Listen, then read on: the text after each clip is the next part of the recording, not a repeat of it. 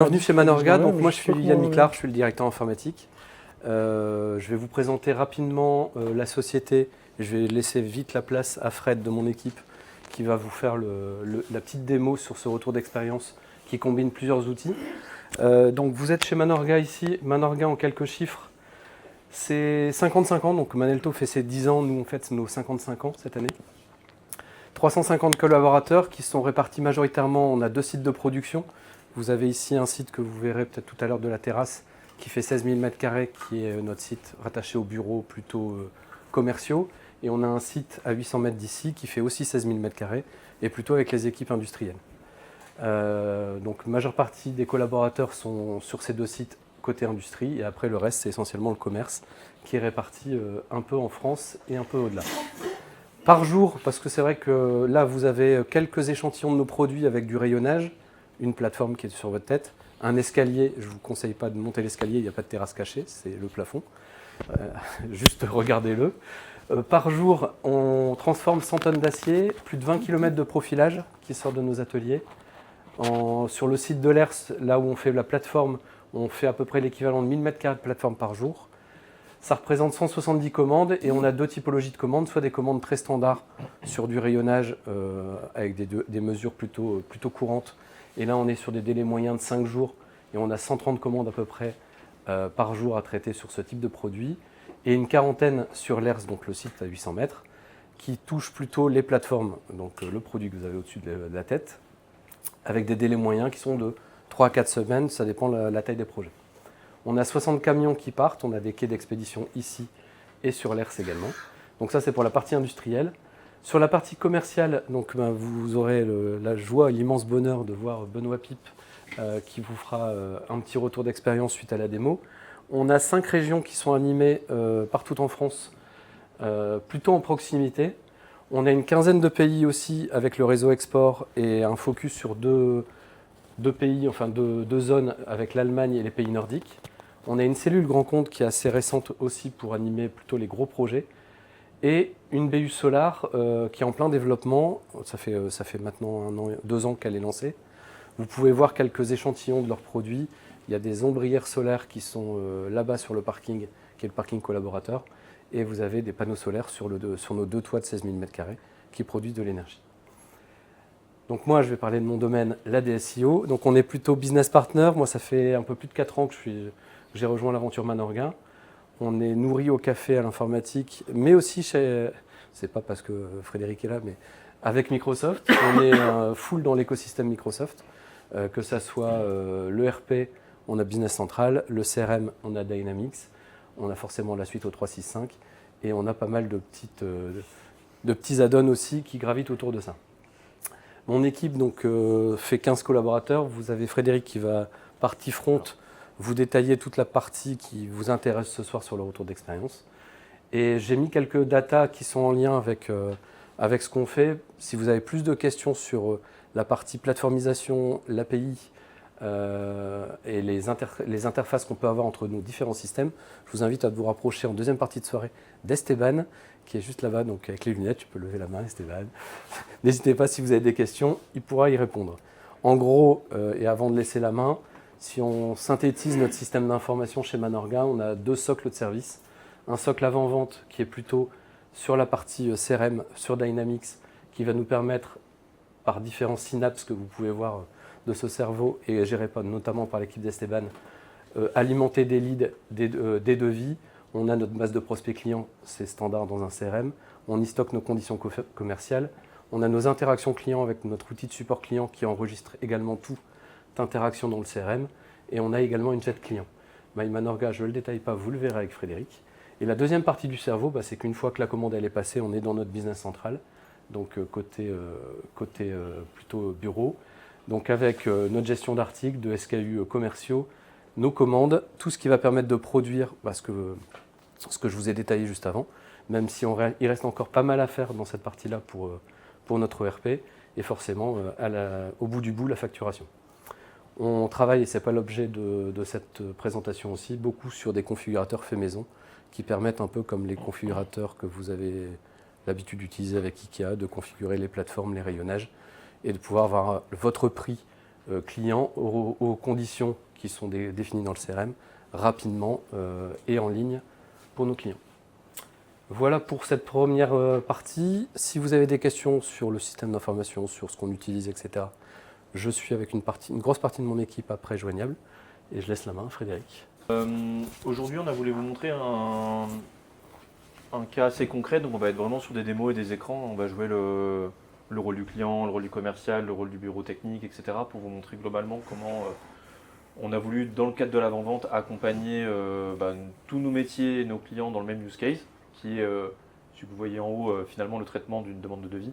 Alors pourquoi c'est important celui-ci? Parce qu'en fait, il est au cœur de tout notre mécanisme de chiffre d'affaires derrière, forcément, hein, mais surtout de qualification, de synergie entre équipes, de points de contact avec les relations clients, avec la relation client. Donc on a voulu vous montrer ce cas-là. On l'a formulé avec cette problématique-là, hein, c'est comment répondre aux enjeux de business, et il en parlera à la fin, Benoît, de l'apport de toutes ces méthodes-là, mais aussi de synergie entre les équipes. Donc ce qu'on va faire, on va suivre 5 étapes, comme vous pouvez le voir ici, hein, et à chaque fois on va prendre la casquette d'un utilisateur, d'accord, qu'on va décrire, on va présenter l'intention, on va dérouler, et puis après Julien à chaque fois apportera la solution technique qu'on a pu je suis là pour effectivement ouvrir un dérouler petit peu le capot pour dérouler là-dessus. expliquer ce qu'il y a derrière. On prendra un petit peu de temps aussi sur les applications, c'est intéressant de les voir, à quoi elles servent, quels ont été leurs résultats, etc. On est dans un contexte où, chez Manorga, je le disais, les devis, c'est quelque chose d'hyper important. On a eu la chance à certains moments dans l'activité d'en avoir trop, de demandes de devis, donc c'est plutôt bien. Le problème étant que l'on doit souvent se poser la question de quel effort je vais mettre à quelle place pour essayer d'avoir le meilleur taux de transformation derrière. Je pense que c'est une problématique commune à tous. Et donc du coup, on a surtout essayé de travailler là-dessus. La première brique qu'on va vous présenter par rapport à ça, dans une demande de devis, on va se mettre à la place d'un client cette fois-ci, d'accord, qui souhaite exprimer du coup une demande de devis. Pour ce faire, on a plusieurs moyens chez nous de pouvoir le faire. On a un canal email classique, etc. Mais on a aussi ouvert une plateforme digitale que vous retrouvez ici, qu'on a appelée MyManorga. Donc plateforme digitale qui, je vais parler un peu technique parce que je sais que j'ai des personnes techniques en face de moi, qu'on a développé certes nous-mêmes, mais on s'est appuyé sur une technologie qui s'appelle Intershop. C'est un autre débat, c'est une plateforme B2B, enfin, c'est une marketplace pour être précis.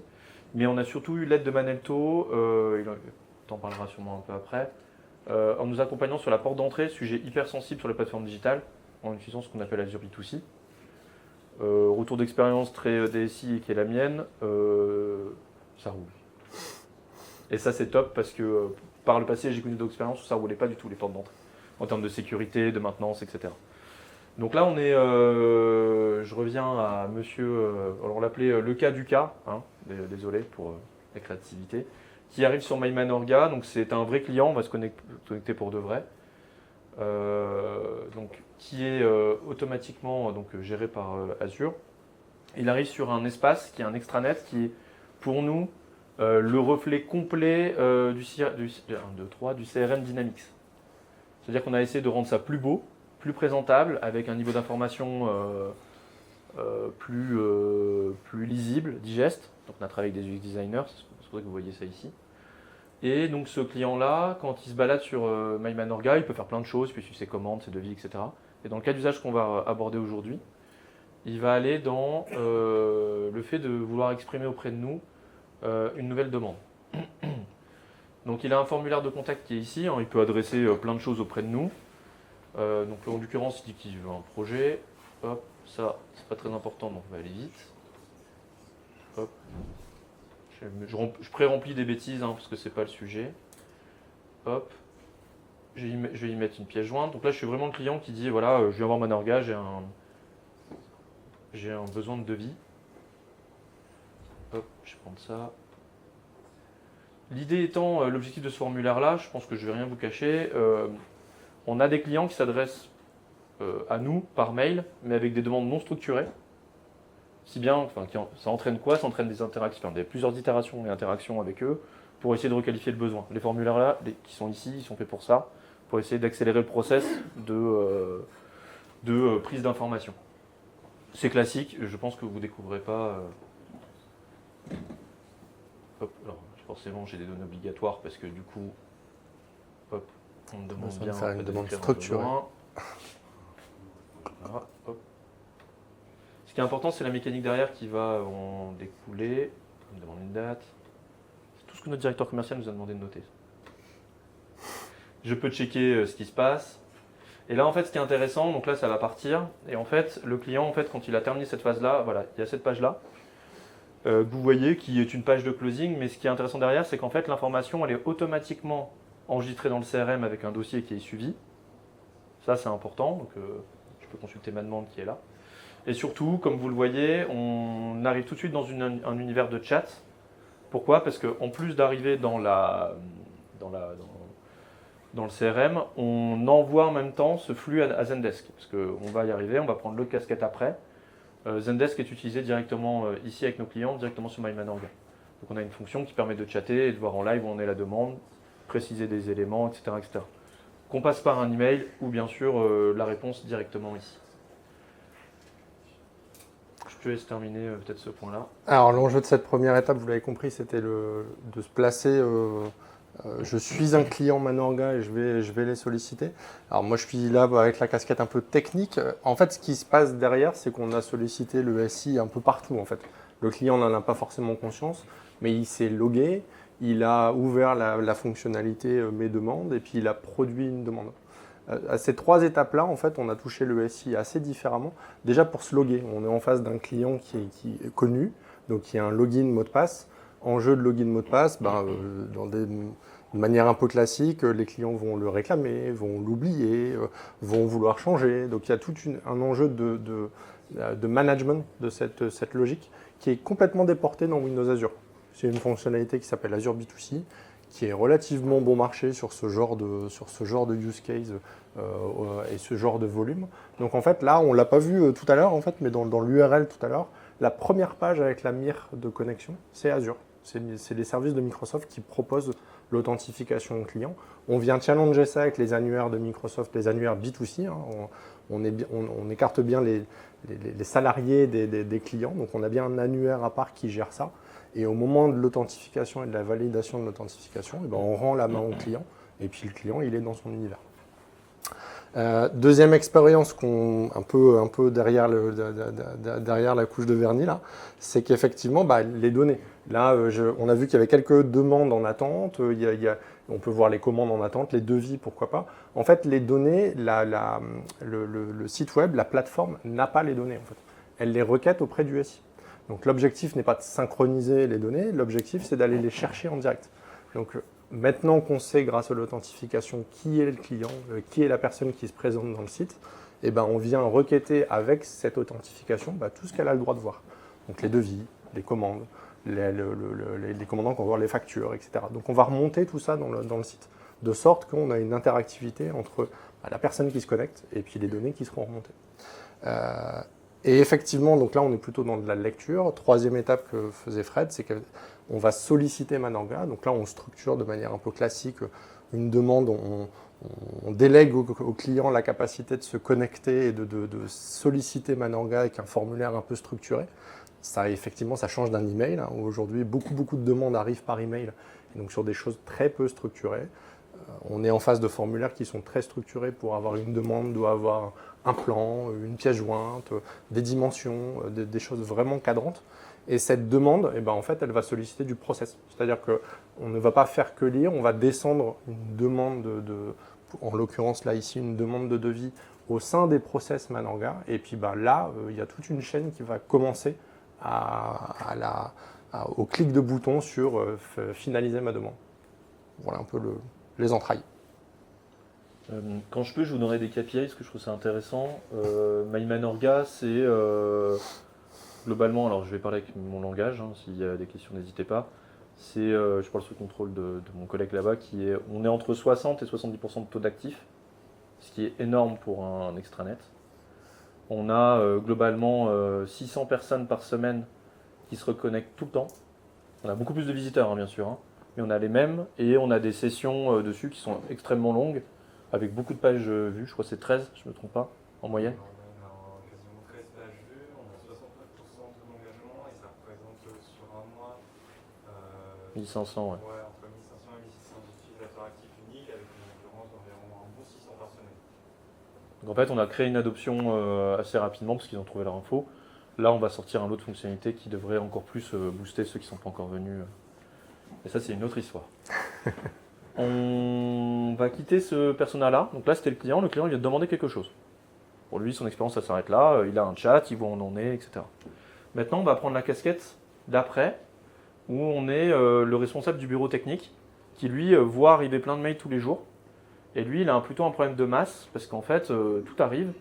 Et il doit gagner du temps, pas savoir que lui, il appartient à l'Allemagne, lui à la France, lui il a telle remise, lui c'est un prospect, lui c'est un client, etc. etc. Responsable d'études, il travaille lui sur l'outil qui s'appelle Zendesk, pour ceux qui le connaissent. Alors pour ceux qui connaissent Zendesk, c'est peut-être plus facile de retrouver les écrans comme ici. Je ne vais pas décrire Zendesk, parce que ce n'est pas l'objet, mais en tout cas lui, ce qu'il va recevoir immédiatement, ici, c'est tous les tickets. Donc là, c'est de la vraie production, ce que vous voyez au passage. Donc quand je dis qu'il y a beaucoup de tickets, il y a beaucoup de tickets. Et donc du coup, le ticket, en fait, il lit le CRM. Et globalement, le flux lit le CRM. Et du coup, alimente le ticket pour aider ce responsable à pouvoir orienter les demandes, les qualifier, etc. Donc en l'occurrence, on peut cliquer sur la demande qui est arrivée, c'est celle que j'ai demandée en ligne.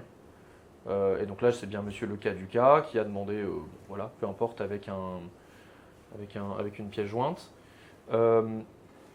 L'enjeu pour cette personne, au-delà de avoir la demande qualifiée, parce que ça arrive pour lui déjà tout fait, c'est ce qu'ils nous ont demandé, c'est de rentrer, alors pour ceux qui vont connaître, on va pouvoir creuser, c'est de rentrer dans une coordination après qui va avoir lieu avec le commerce. On avait du mal, avec tous les dossiers qui arrivaient, à faire une bonne synergie entre un deviseur, un commercial. Pourquoi? Parce qu'il y avait beaucoup de masse. Qu'est-ce qu'on prend, qu'est-ce qu'on ne prend pas? On va beaucoup en parler au troisième point. Et donc du coup, on va demander à ce responsable deviseur de qualifier la demande. Quand je dis qualifier la demande, ça veut dire quoi? Ça veut dire, est-ce que c'est une vraie demande? Est-ce que c'est pas quelqu'un qui va acheter une Ferrari alors qu'ici on fait de la plateforme? Voilà. Est-ce que c'est une vraie demande de devis? Quel est son degré de complexité? Est-ce que la demande elle est assez complète? Ou est-ce qu'il y a un aller-retour avant d'embêter le commercial, etc., etc. Donc comment il le fait? Il le fait via les formulaires qu'on retrouve ici sur la gauche, pour ceux qui connaissent un peu Zendesk. Donc je vais mettre une complexité moyenne pour une base mobile, peu importe, dans un cas de multiservice, etc. Et en fait, lui, le deviseur, le but, c'est qu'il a un rôle ici de qualification technique. Ça fera beaucoup écho aux méthodes agiles qu'on va aborder après. Vous allez voir, on va y arriver. Lui, il a un rôle de technicien, il dit est-ce que techniquement c'est viable ce qu'on me demande et est-ce que c'est vraiment un devis? À partir du moment où il appuie sur le bouton, il vient de faire ce que je viens de faire. Globalement, ce flux-là, il va partir vers le commerce, au niveau du CRM, sujet d'après qu'on va aborder. Bien, je laisse... Alors, en jeu de Zendesk, Zendesk parce que volume, donc il y a un volume substantiel, là on voit 42 000, effectivement, on est sur la prod, on est sur 42 280. 2 ans de prod, peut-être maintenant. Ouais. Donc 42 000 tickets, 42 000 demandes sont arrivées. Et en fait, alors l'enjeu, pourquoi Zendesk est poussé dans cet usage-là, il y a plein de cas. Déjà, le volume est un vrai sujet et la conversation. Là, ce que dit pas Fred, c'est qu'effectivement, sur cette demande, après, il va y avoir conversation en fait, entre la personne qui va designer, faire le devis et puis le client. Il peut y avoir des conversations avec des échanges de pièces, etc. Donc, on est au sein du chat. Il y a une question de contextualisation. Comme il y a énormément de devis entrants, et puis au service les personnes qui font les devis, ils sont nombreux aussi. Ils sont une petite vingtaine, 20, 25. À peu près, ouais. Même un peu plus. 20 et 30. L'objectif, ça va être de porter aussi le devis à la bonne personne. Là, on voit qu'effectivement, Zendesk, grâce à toutes les informations qu'il a recueillies dans le CRM, il sait qu'on est en train de parler au client le cas du cas. Il sait que le client, le cas du cas, il est plutôt traité par le bureau technique France Est d'habitude. Donc en fait, on va faire de l'affectation automatique. Alors là, on est descendu jusqu'au bureau, mais on pourrait descendre sur la personne la moins occupée, ou qui a la plus grande bande passante, ou qui a une expertise particulière dans un domaine. En fait, là, on est en phase d'affecter et de traiter une demande et d'aller la porter tout de suite à la bonne personne. À droite, on voit du Microsoft, même si c'est complètement intégré dans du CRM, dans du Zendesk. Là, on a des bouts du CRM qui viennent nourrir et compléter la vision Microsoft, en fait. Donc, par exemple, la segmentation client, l'affectation. Il y a des typologies clients, etc., etc. Donc, on vient en fait nourrir d'une vision client quelque chose de très opérationnel. Ok, je suis en face de quelqu'un qui me demande un devis. Puis en plus, c'est un client VIP qui a déjà 2 devis en cours. Et voilà, on nourrit de connaissances clients un bout du process. Et puis, ça a très souvent aussi la vocation à être, c'est assez bête, mais à dénombrer. Et à dénombrer l'action qu'on va avoir. On voit qu'ici, effectivement, on a un nombre de tickets. On voit qu'il est arrivé par l'API. Donc, sous-entendu, c'est l'interface web qui a descendu ça dans Zendesk. Il y a plein d'autres canaux. Beaucoup aujourd'hui arrivent par email. L'objectif aussi, c'est quand on met ce genre de plateforme, c'est de pouvoir mesurer à l'instant T où on la déploie. Mais dans 6 mois, est-ce qu'on a transféré 10, 15, 20% du flux des demandes du mail vers la plateforme web? Et comment tout ça se traduit? Comment on arrive à mesurer? Zendesk est plutôt intéressant dans ce genre de use case-là. Voilà. On va passer maintenant au 3e persona sur les 5. Donc là, maintenant, je suis le commercial. Le commercial, l'enjeu, c'est ok, pour le moment, je ne suis pas dans le flux. Je suis pas le client, il a écrit au bureau technique. Je ne suis pas vraiment au courant, mais le bureau technique a dit attention, là, c'est une demande de devis. Tel produit, c'est vraiment un produit, enfin, c'est vraiment un devis. Qu'est-ce qu'on fait? Donc là, on a eu, grâce à l'arrivée de Benoît, cette vision-là qu'on va vous montrer. Donc là, je vais me mettre maintenant dans un autre outil applicatif qui est Dynamics, pour ceux qui le connaissent, qui est ici. Et là, donc, je suis moi-même le commercial Frédéric Autier de ce compte. Et en fait, j'ai un tableau de bord avec mon quotidien. Qu'est-ce que je dois faire? J'ai des lead shows qui me sont confiés, j'ai des rendez-vous à faire, j'ai des affaires à relancer. Alors nous, on dit affaires, mais c'est opportunité, pour ceux qui connaissent au passage. Et là, donc là, j'ai un tableau de bord qui me dit, tiens, en fait, en haut à droite, là, j'ai du vert et du orange. Et quand j'ai du orange, ça veut dire que mon responsable d'études m'a dit, il y a un devis qui est arrivé. Va toi-même, commercialement parlant, le qualifier. Va le lire, va le regarder, et va dire si tu y crois ou pas en termes de conviction commerciale. Souvenez-vous, nous sommes dans un enjeu où on a beaucoup de devis. Notre temps est compté, donc on doit essayer de voir où est-ce qu'on veut mettre nos billes en termes d'effort. Donc je vais prendre hop, je ne sais plus comment je l'ai appelé, je pense que c'est celle-ci. Donc j'arrive sur une demande. Non, c'est pas celle-là. Hop. Je vais prendre, ça doit être celle-là. Hop. J'arrive sur une demande où globalement, alors pour ceux qui connaissent un peu le flux très macro du commerce, vous avez un fil d'Ariane là, qui est là-haut, qui permet de voir à peu près dans quelle étape on est. Alors nous, on l'a personnalisé forcément par rapport à notre activité. Là, je lis, ok, il y a une demande de plateforme qui a été demandée. Ok, je peux ici, en tant que commercial, pour avoir un peu plus d'infos, au-delà du client, de quel produit c'est, retrouver exactement, globalement, ce qu'on s'est dit, qu'est-ce qui a été demandé, etc., avec la pièce jointe, sans passer sur Zendesk. Donc ça me permet, moi, en tant que commercial, j'ai mes demandes à qualifier. Je les ouvre, je les dépile, je peux regarder directement et je qualifie. Et ce qu'on lui demande au commercial à ce moment-là, et on reviendra après dessus, c'est lui de se positionner sur une date, une conviction commerciale et un montant estimatif. Donc là, je vais mettre 10 000 euros. J'ai mis un zéro trop, si, hop. Qui permet du coup, moi en tant que commercial, de me dire j'y crois pas. Donc là, j'ai mis conviction 5 pour 10 000 euros. C'est-à-dire que je pense que si on l'a fait, on va signer. Et ça me permettra du coup de pouvoir demain matin, parce qu'après le lendemain matin, on va en parler, parce qu'il y a un délit, de pitcher avec tous mes autres commerciaux collègues et les responsables d'études pour voir est-ce que moi, ma demande de devis de mon portefeuille, elle vaut au regard d'une autre. Et là, on parlera d'agilité après. Là, techniquement, sur cette brique, on décilote en fait. Historiquement, en fait, ce qui se passait chez Manorga, c'est que la plupart des demandes qu'on a vues dans la première étape arrivaient dans une énorme boîte mail. Et puis, elles étaient dépilées au fur et à mesure par les collaborateurs plutôt casquettes techniciennes, deviseurs, opérationnels. et en fait un mal fou pour les commerciaux à voir ce qui se passe en fait. Vous avez bien compris, là le client sollicite directement les équipes techniques, donc c'est compliqué pour un commercial d'avoir la vision de se dire ok, le client avec lequel j'ai rendez-vous en fin de semaine, bon, j'avais quelques demandes en cours, mais en fait il en a fait entre deux, c'est vraiment une vision très compliquée. Là l'objectif c'est de faire parler les deux outils en fait. Donc le Zendesk reste l'outil opérationnel pour les gens qui vont produire les devis, les gens qui vont les fabriquer, les gens qui vont les calculer. Et le CRM reste l'outil opérationnel pour les commerciaux, pour les gens qui font de la prospection et les gens dont c'est le métier de commercier. Là, l'enjeu technologique, c'est de les marier. C'est-à-dire qu'effectivement, on parle du cas là, effectivement, la demande arrive et ça produit une opportunité ou une affaire dans le CRM. Et inversement, on pourrait avoir aussi un commercial qui pousse des informations dans Zendesk. L'objectif, c'est de les faire communiquer. Et là, l'idée, c'est la difficulté, c'est d'apporter le bon niveau d'information. L'objectif n'est pas de déverser toutes les informations de Zendesk dans le CRM ou du CRM dans Zendesk, c'est d'y aller par petites touches.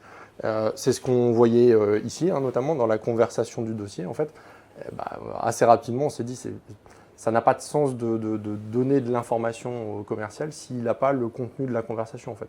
La demande initiale, la réponse du collaborateur qui aura fait le devis, etc. Donc on y va par petites touches comme ça. Et puis ces deux univers qui restent fondamentalement différents parce que ce sont des outils différents, mais qui à un moment se marient. Et donc là, on est plutôt sur un enjeu technologique d'interface. Ça discute beaucoup entre Zendesk et le CRM. Donc on va prendre la quatrième étape, il y en a sur les 5. La quatrième étape, c'est le lendemain matin. On a fait donc du coup travailler un bureau d'études pour savoir, souvenez-vous, est-ce que c'est complexe, est-ce que c'est intéressant, etc. techniquement. Et on a fait travailler un commercial qui lui est plutôt posé ce qu'il a là, est-ce qu'il y croit, parce qu'il a appelé le client, pour combien, etc., etc. Et là, pour ceux qui travaillent un peu en méthode agile, vous allez reconnaître ce qu'on a fait. L'idée étant de faire un daily qui, via des critères de complexité et des critères de valeur métier, dans un ensemble de demandes, on essaye de se positionner sur une capacité finie. C'est de l'agile, c'est du Scrum pour ceux qui connaissent, mais on l'a appliqué au commerce et au bureau technique, à décider globalement ce qu'ils peuvent faire. Donc là, ça se passe où? Ça se passe dans Zendesk. Donc tous les matins, on a une application qui est intégrée, qui est celle-ci. Vous pouvez retrouver là. Dans lequel, alors c'est de la prod, c'est pour ça que vous avez parfois des tickets qui n'ont pas encore été qualifiés ici par le commerce, mais globalement on a déjà les infos là. Et donc là, si on était par exemple demain matin, et que je laissais la donner comme ça les embêterait, mais je le supprimer juste après, mais globalement demain matin, ils vont se mettre autour d'une table, un peu comme des développeurs avec des PO, et ils vont décider collectivement ce qu'ils vont faire. Donc là, en l'occurrence, on voit qu'ils ont un poids total de 88 points. Ceux qui connaissent vraiment JT, on a vraiment pris le principe. 88 points, ok, et puis vous avez des complexités ici qui valent eux-mêmes des points. Vous avez des valeurs business, des euros. Et en fait, pour chaque dossier, ils décident ou pas si globalement ils le prennent ou ils ne le prennent pas. Go, no go, et ils prennent ce qu'ils peuvent faire. Donc ça se fait grâce à ces outils-là qui recentrent globalement tout ce qui a pu être fait dans un parcours client, la demande du client, la qualification du technicien, la qualification du commerce. Globalement, en faisant ça, parce que je vais vous donner un KPI, alors je parlerai sous contrôle de Benoît, mais en tout cas dans les chiffres dont je me souviens, sur les clients qu'on a envie de défendre, on était à un moment donné sur un délai de 6 jours de réponse, on est revenu à 2 jours. Et on se rend compte que la rapidité de réponse est un vrai élément de décision dans l'achat.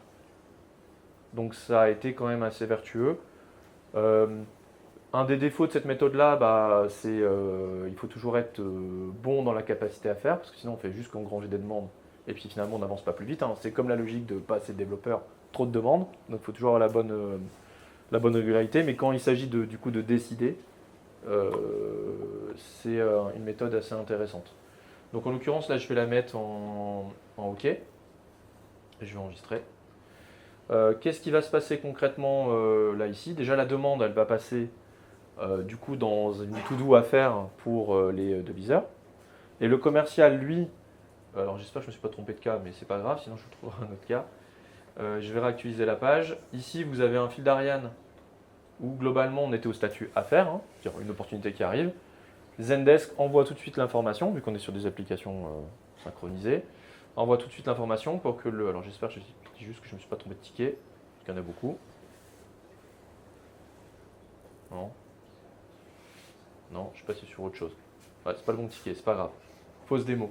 Normalement, je devrais avoir le statut qui se met ici en chiffrage si je retrouve le ticket ici. C'est-à-dire qu'en fait, on a une avancée qui se fait globalement entre le CRM pour les commerciaux et Zendesk pour les deviseurs, pour qu'ils aient tous la même information sur les mêmes statuts en même temps. Ce qui permet du coup à un commercial ici de surtout pas relancer une opportunité qui est seulement en train d'être étudiée techniquement avec un chiffrage qui va sortir. Je te laisse... Yes. Tu peux revenir sur l'écran juste avant, s'il te plaît? L'écran du délit. Tac. Alors j'en étais resté sur l'enjeu technique où effectivement on propose à deux populations différentes, deux outils différents, les opérationnels Oui, Zendesk oui. et puis les commerciaux plutôt un CRM. L'objectif là, c'est ce qu'a dit Fred, hein, c'est qu'à un moment tout ce beau monde se rencontre et puis ils décident d'eux en fait. Quelle affaire on actionne, on met de l'énergie sur quoi. Et en fait, assez rapidement, on s'est rendu compte qu'il manquait un outil en fait, opérationnel qui vient faire un peu la synthèse des deux et qui dit ok, en fait cette demande j'y crois, on la lance. Cette demande j'y crois un peu moins, on verra demain. Cette demande j'y crois pas du tout, on fait un peu lapin, c'est la troisième fois que le client il joue pas le jeu là-dessus, donc on va le faire un peu patienter, on va prioriser un petit peu ça. Et donc ce qu'on voit dans Zendesk dans le Vas-y, pardon. Je suis en Pas train de de chercher souci. ma demande. Ce qu'on voit dans Zendesk, dans l'écran qui est ici, en fait, c'est pour ça qu'on vient chercher des apps côté Microsoft. C'est du Power App qui a directement ici. Donc là, on est au cœur d'une application Microsoft qu'on a encore une fois incrustée dans Zendesk. Et l'idée, effectivement, c'est de faire le lien entre les deux. Donc cette application-là, elle vient regarder ce qui se passe côté CRM, l'affectation, l'appétence commerciale qu'a eu cette affaire. Elle voit effectivement toute l'appétence aussi qu'a y a mis la partie technique. Puis c'est un mariage un petit peu entre les deux. Et puis chaque matin, on vient un petit peu statuer sur ce qu'on va produire le jour d'après, en fait, durant la journée, le jour suivant. Et puis comme ça, il y a une mécanique qui se met un petit peu en place tous les matins. Et puis on dépile en fonction des priorités du commerce et technologique. Et donc pour vous montrer que la boucle est bouclée, alors normalement j'espère avoir retrouvé le bon ticket parce que sinon mon visage il va pas être bon. Normalement c'est celle-là, je vais regarder. Non, c'est bien le cas du cas. J'ai mis celle-ci. Elle Ok. est open. Ouais. À partir du moment où globalement on s'est dit bon ça passe en chiffrage, etc. Donc je vais reprendre le ticket comme ça je suis sûr de le retrouver. On peut chercher les tickets du coup dans le CRM. Ça fait gagner du temps. Hop, clac. Étoile. Étoile.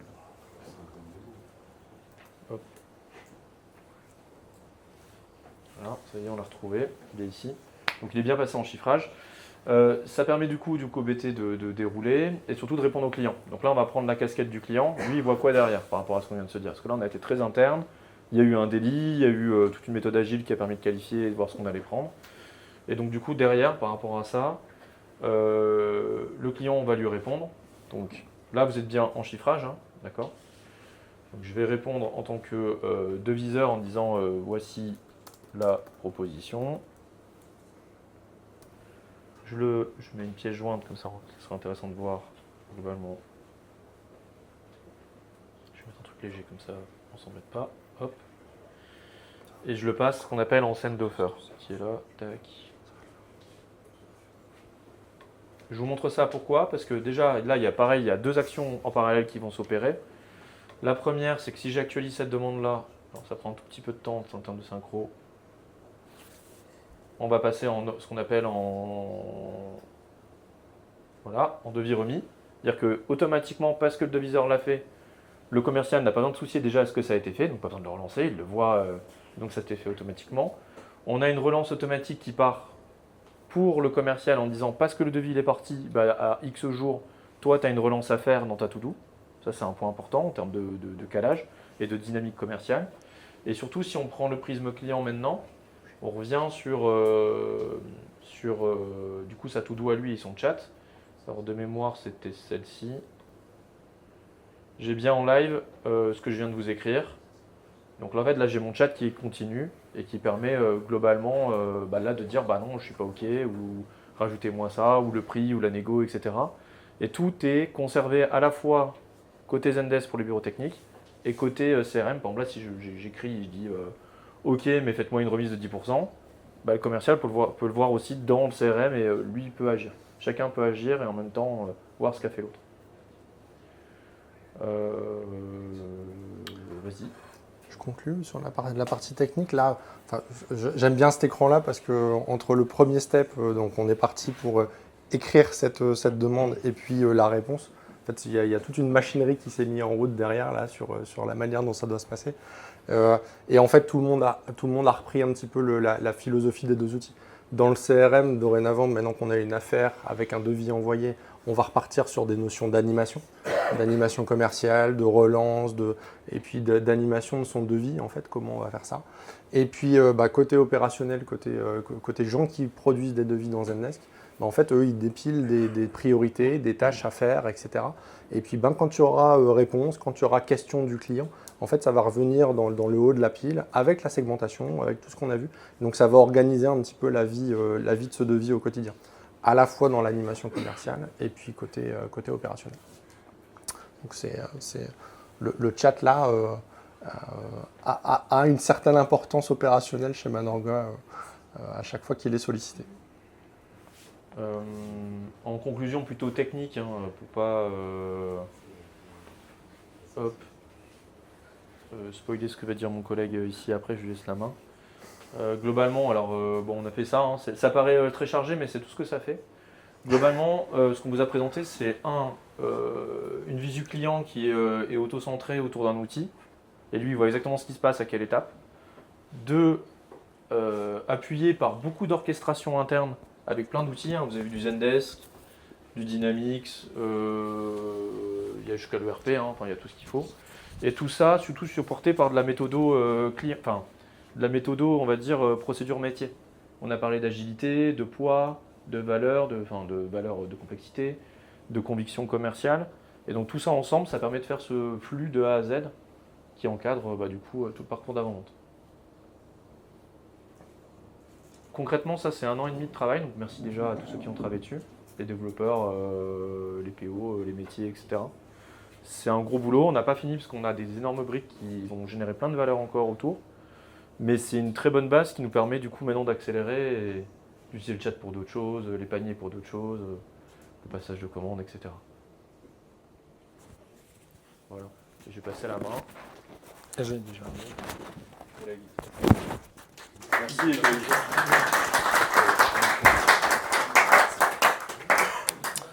Ouais, on peut les applaudir parce que c'est quand même pas mal de job. Je vais faire une conclusion et je vais remonter un petit peu d'un cran sur différentes choses. Là, ce qu'on voit, c'est super, c'est vraiment dans la gestion. Alors déjà, on a une culture chez Manorga. Moi, je suis arrivé il y a 1 an et demi dans l'entreprise qui est très dans la gestion de devis. Et donc un des enjeux pour moi, c'est de dire, en fait, une affaire est constituée de plusieurs devis, donc on va commencer à parler d'affaires. Bonjour Bernard, je t'avais pas vu. Et en fait, ces sujets-là sont hyper intéressants et hyper importants, mais on est pour moi dans du réactif. Et ce qui est hyper important dans le CRM, c'est plusieurs enjeux.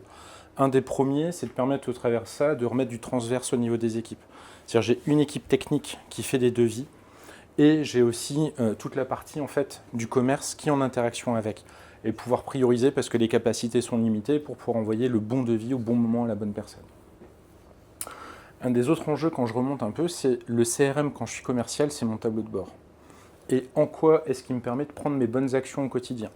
Chez qui je suis en retard, chez qui je dois aller, qu'est-ce qui se passe bien, qu'est-ce qui se passe mal, comment je rentre mes leads. Et donc c'est vrai que sur ça, la suite est plutôt bien faite et permet de le faire.